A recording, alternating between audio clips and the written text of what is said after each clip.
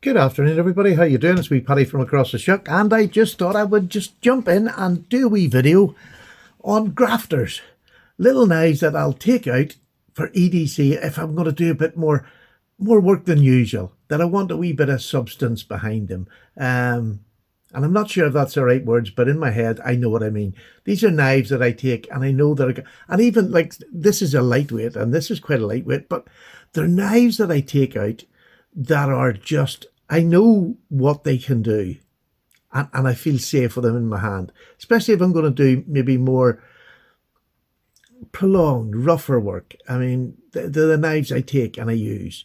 And there's a brand new one that's already got in. I mean, these are sort of my top 5, I would say. You know, I suppose there's other ones I can put in here, but for EDC wise, I just think these are a fantastic selection. Going from the hard work, and this is we'll start with this one, sure. This is the Rosecraft Farmhand. This is in the beautiful Jean Micarta, which is just fabulous. And this handle is just gorgeous for a large hand. Now, I know it does these are sort of very generic shapes, and they'll do anybody's hand, but for a large hand, I feel incredibly comfortable. I don't need to sneak up here. I've got a full grip back here. I'm not that far away from the blade's edge, and if I'm doing a bit of rough work, I really don't want to be that close because you've got a chance of slipping, doing whatever. It's nice because this is just a genuine, beautiful work knife. Beautiful drop point blade like the Sodbusters do have.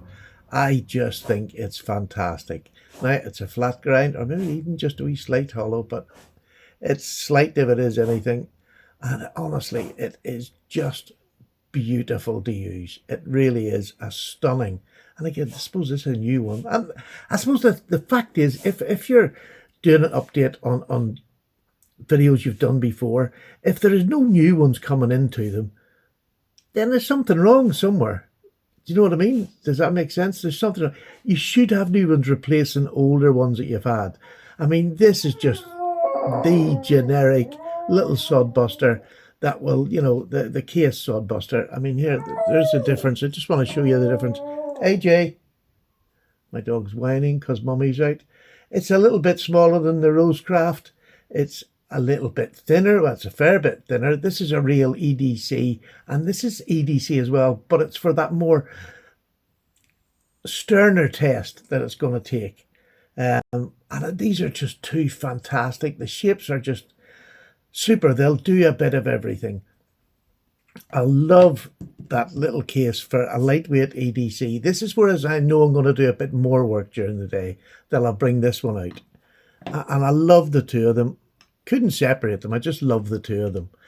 The next one down is, and actually it was my first ever knife that I got Ashley to make me. It was my design and Ashley's vision, because he took my design. It was just verbal design and sort of showing examples of what I wanted. AJ, please. He's sitting down behind me. You think he's a wolf? It's a I was going to say Jack Russell. It's not a Jack Russell. It's a Yorkshire Terrier. This is my first Ashley custom. I love it. You can see where there's bits of red starting to creep in, and that's that KPL. And I didn't realize before it was too late. I thought it was just something in the bone, but we worked out that it's KPL. Be very careful with KPL if you don't want the red seeping into your bone. So it hasn't done so much in there, although you can see it's starting to come. So be careful with it. I changed. Now I'm using twisted assisted oil, which is every bit as good, to be honest with you. Every bit as good, and a fair bit cheaper too. Go over to the Twisted Assisted site and get that. That's just a sideline, by the way. I'm not sponsored by Twisted Assisted. It's just good stuff, and that's what we got to spread. So this is just a sturdy, solid, it's quite heavy. It's a good bit of bone on top of it. You know, it feels solid in your hand. This is just a great all-round work knife. And more specifically, if you're going to do jobs where you're requiring a good tip, this is the knife for you, the sheep's foot. It's just beautiful.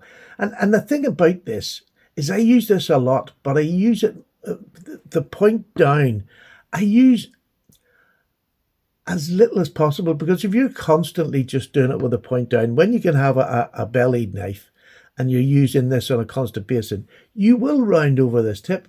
You just will. And then even if you try to straighten it out, you'll end up with an uplift on it, and you get that wee bit of belly.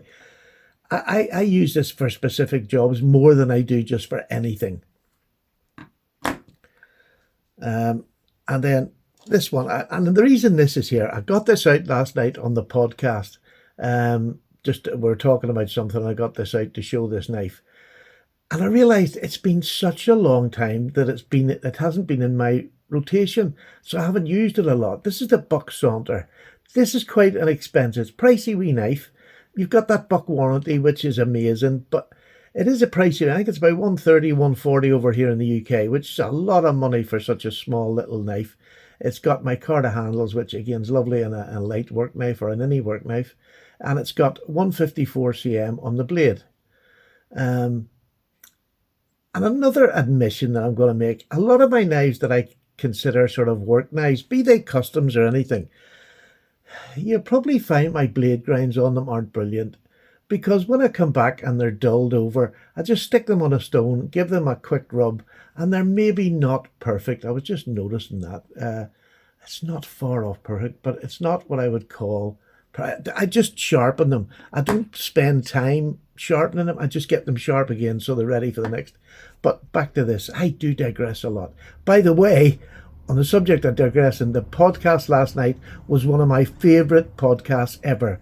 We had an open mic night where you asked the questions live, and we had some pre-recorded ones. But you asked the questions and we answered them as honestly. Each one of us, myself, Justin, and Mikey, answered them as best we could on our own feelings about the subject, which was great because we have all different. The three of us were quite different in a lot of our answers, which is just fantastic. And honestly, and on behalf of them other two, thank you so much for. And we still had 50 in at the end, which was a great response. Thank you so much. Your questions were fabulous. And I'm buzzing still from it. Maybe you can tell that in my voice. I'm genuinely buzzing. So go and watch the podcast. It'll be the previous video to this. Really worth a while. Just have a bit of a laugh, bit of crack, and maybe answer some questions you'd wondered about. Anyhow, let's get back. The Buck Saunter. Flipping, go on. It's a slip joint now. It's a modern slip joint. It's screwed construction. But it's a lovely little work knife. Bit like the case, I will put it in that. That's that's your sod buster. This is a clip point if you're doing more where you want to get in and you need that smaller, stabbier blade to get in to do certain cuts. Super little knife. It's it's 154 cm. Nearly got that wrong. 154 cm, super stainless steel. Just a great user. Takes a wicked edge on it. A real wicked edge. And this one's got a larger handle going with a smaller blade, which is great if you've got a large hand. You're getting the agility of a smaller blade getting into places, doing neat little tight turns or whatever. The smaller blade is much. So it definitely is a grafter in its own way.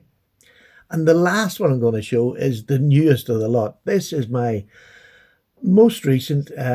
This is a design that again with Ashley. It was a design that myself, Justin, and Mikey got one each. And we actually named this one as well. And what did I name the blooming thing? Can't even remember what I named it. This is your typical Paddy on the loose. What did I call the bloody thing? I'll put it down in the description. But this is the latest knife that I got Ashley to make for us. This is my design of knife. We each take turn in sort of designing a new knife or adding to a previous design. This is what I call Ashley's version of a sod buster. But it's got the difference. It's a bit deeper in the handle. It's nice and you've got a lovely girth on the back, but not too much. I'll put this up against. You'll see that this little case is a lot thinner. Well, it's not a lot thinner, but it's thinner, and it's not. This isn't as fat as the plastic handled, or the G10, whatever they use them on their other side. Their other sod busters. This is not as fat as that, but it's fat enough, and with the depth in it, it's just super in hand. Again, large hand, Takes it all, but it is lovely. And this spear, that's what I really wanted, was a pointy spear that's got a bit of depth in it. So it's a great little slicer. It's just, I use this for everything. Butter in my toast, anything. It's just a super knife in 01 tool steel, which is actually lovely edge on it. Really lovely little knife. I can't get this out of my pocket. It's in 2 or 3 times a week at the minute. I just have to put it in. It is so beautiful. The wood is ironwood, and have you ever seen ironwood like that? It's just the Forager. Came to me, there you go. It's called the Forager. And it was something to be able to name your own knife. Just is a lovely feeling. So if you can remember it, but it's called the Forager.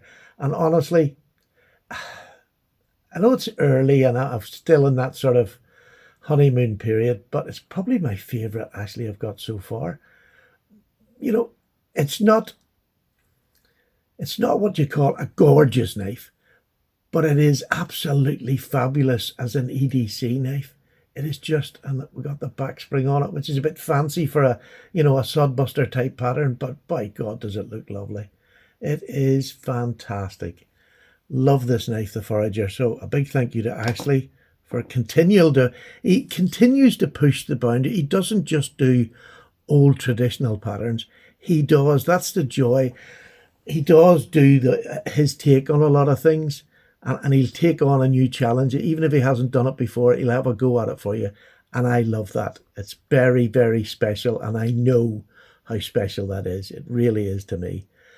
So that would be 5 workers I have. Open tag. Show me 5 workers that you have. Because, I mean, not all jobs am I going to want a little slip joint for. So I'm going to add in just a wee 3 knives at the end here that I call grafters. These would be my grafters that have got a bit more substance to them. And this first one, this is the small Spencer 31. This is the new one with the new scales. Absolutely stunning knife. I got the micarta scales this time, and I don't regret it for a second. I love the scales on this. It's in Magna Cut, so it's got a super steel on it. It's just a grafter, and it was made to work. Sebenza means work, and it has done. And it's got over 20 years of backing on that it is a great work knife. Expensive, but it is a great work knife. I've fallen back in love with a PM2, would you believe? Of all the knives to fall back in love with. And this is a grafter. This is a super knife. This one's in crewware, so Crucarta, they call this. It's fabulous. That Crucarta is beautiful. Takes an absolute wicked edge with not much problem at all. Same as my Carta, no problem sharpening. And then my old favourite, and it always comes out when it's talking work, it's the Benchmade 940. I adore this knife. This is just amazing. And just has been that way all the time I've been collecting. I've just been hyped with it. So there you go. Show me your 5 work knives for EDC. And if you want to throw me in a couple of your sort of more heavy tasks that you'll want to use maybe a locking knife, not that that's necessary at all, but I just thought it would make a wee change up in the video. So there again, please join in. It's the weekend. Spend a bit of time with me. Share me your knives. Take care. Bye-bye now.